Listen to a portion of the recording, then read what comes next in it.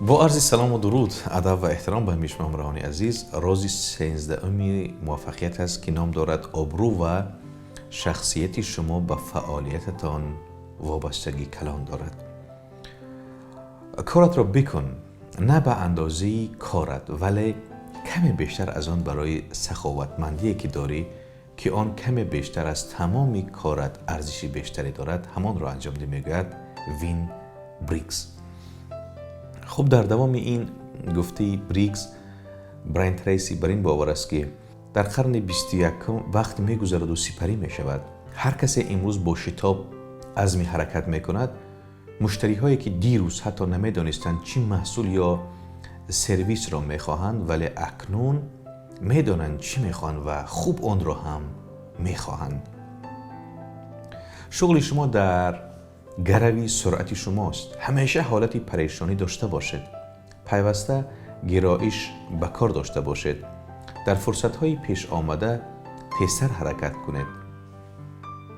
وقتی مردم چیزی میخواهند یا نیاز دارند، زود عمل کنید. وقتی میبینی چیزی که احتیاج داری باید انجام شود، زود باش. وقتی رئیسیت یا مشتری‌هایت انجام کار میخواهند، همه چیز را کنار بگذار و آن را به قدر زود انجام بده که شگفت زده شوند. شنیدید که میگویند وقتی میخوای کاری را انجام شود، آن را به کسی بسپار که کارهای زیادی دارد. افرادی که به سرعت تیز کارهایشان مشهور هستند، فرصت‌ها و امکانات‌ها را جذب میکنند. انجام کارها توسط آنها خیلی زودتر از افراد عادی است. وقتی از تواناییت استفاده میکنی تا اولویت کار را مشخص کنی و آن را به سرعت و به خوبی انجام دهی، احساس میکنی که به طرف هدف در حال پیشرفت هستی. درهای بیشتر باز خواهند شد و فرصتهای بیشتر پیش خواهند آمد، به طرزی که حتی امروز نمیتوانی تصوری آن را بکنی.